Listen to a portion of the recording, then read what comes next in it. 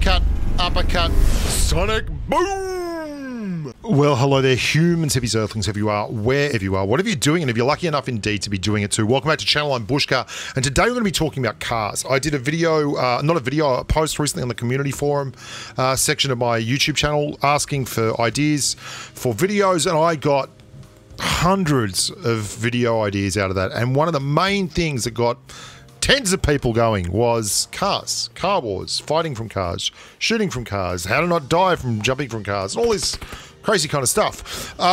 So I'm going to do, this is kind of part one, because I looked at it and there's just an awful lot of things to do with this and vehicles in general. So I'm going to break this down now for you. We're going to start off by the do's and don'ts, like how to drive. The best way to drive these things, especially if you're using the little arrows like I like to use, is very, very small touches, lots and lots of sharp touches.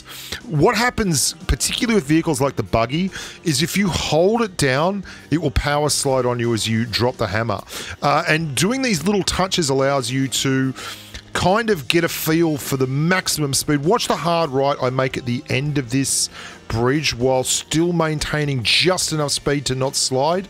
Anyone who's driven one of these things for a while will know that is quite difficult to do when you're under pressure. And that gets me here first, lets me clear that bloke and then clear the bloke who comes up the hill. We're going to talk about where to aim when you're trying to clear cars, some of the different bits and pieces about that, but we'll get to that also. There is a little bit of a mystery for me. I did some testing. I can't really figure out, a lot of the time when you're driving a vehicle like this, what will happen is you'll press down to stop and you'll brake at the same time, and yet it doesn't respond quick enough. You jump out because of a high pressure situation and you run yourself over. What I think is if you're actually braking and turning, you're far more likely, because watch, I'm doing just as fast there, if not faster, when I ran into this guy, and I actually didn't die when I jumped out of the car. So as far as I can tell, if you are in a slide and you do this, like if you're braking and you're sliding, then you will absolutely get run over by your own vehicle. It's really weird. The other thing is, notice how I turned the car to the left. This is a thing I really want to talk about. The driver's side on these vehicles is like a North American car. It's on the left-hand side of the road, on the left-hand side of the car. Now, that means that if you are driving into a compound or if you've got a target ahead of you, like this guy, you always want to angle the car slightly away, keeping the majority of the body between you and the incoming fire. I mean, that should just make a lot of sense. That also means when you jump out, it's easier to hide behind the car rather than having to run back around it. Also, the Buggy is easily the most killer car. It's not as bad as the motorbicycle, the bike. The motorbike, I'm just being silly, which is obviously very, very easy to clear people from. But the Buggy has just killed me and we just so many times. This is probably a good example here. If you watch this guy when he comes in, he actually is on the left-hand side, so I'm between him and the car, so I have to wait until I can get the clear as he comes around. That's a good example. I'm going to show you a better one. This is the on-the-move, slow-down, fire thing. So basically you're driving and you want to switch to the passenger seat. Do you see how this works? I'll slow this down. The guy is on my left. I make sure that he is on my left. So when I switch to the passenger seat, I am both above him and I can shoot back down and around through the chassis of the car. It works a treat. And I also am, but I've got the car between him and me. So it's really hard for him to hit me. And then we just jump back in our car and we keep on rolling. And the key to that really is making sure that you have the vehicle between you and the bad guy. Cars are also big indicators of where people are, and one of the best things you can do is let people use the car for cover before you blow it up, and then you blow the car up. I'm pretty certain there's someone back there at that vehicle. I switched to the 8X, got a single shot. Let's have a look.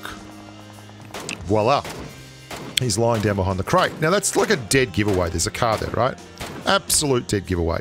And this bloke is then going to go and hide behind the car, because that's what you do. I mean, you hide behind the vehicle. Now, vehicles can offer good cover. What you'll see good players and good teams often do is literally get out of the car, move 10 meters back from the car, blow the car up, like taking the wheels out first so it actually drops, and then hide behind the car, because then you can't actually get blown up. What a lot of players will do, like I did there, is shoot the car a bit until it's on fire and then tap it out and blow it, which is just lovely. Let's now talk about aiming. If the car is coming towards you, you always want to aim at the right side. That's the driver's side. And you always want to aim just above the dash, just above the window edge. I'll show you this. I'll slow this down actually so you can see it. Watch how you shoot kind of the base of the windshield. That's the best way to do this. Aim the right-hand side of the car as it's coming towards you. Shoot the base of the windshield, and the gun will actually rise up and you'll just get a huge amount of headshots. You also have to lead this. Now, I want you to imagine, a lot of people tell me that they can't hit targets in cars, and I've hit a lot of sniper shots here on channel with targets in cars. And the big key for me is that you have to really give it extra lead. If you think about someone sprinting, they're probably doing, I don't know, like 25 kilometers an hour.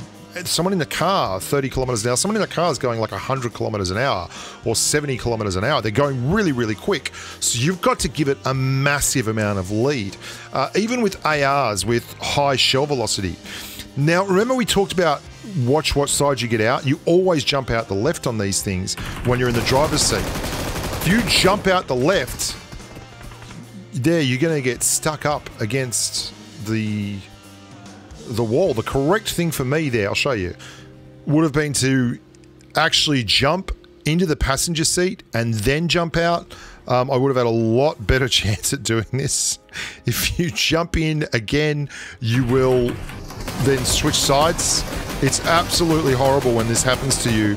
You've got to calm down and jump back in the car. It's the hardest thing to do. You want to actually try and jump out of it. You can't. You got to get back in the car and then press the button again. That will eject you in the right direction. What about armor wise? Well, there's some cars that are absolutely horrible armor wise, and anything with a roof on it is preferred, like Skidoos, open-topped Murados, things like that.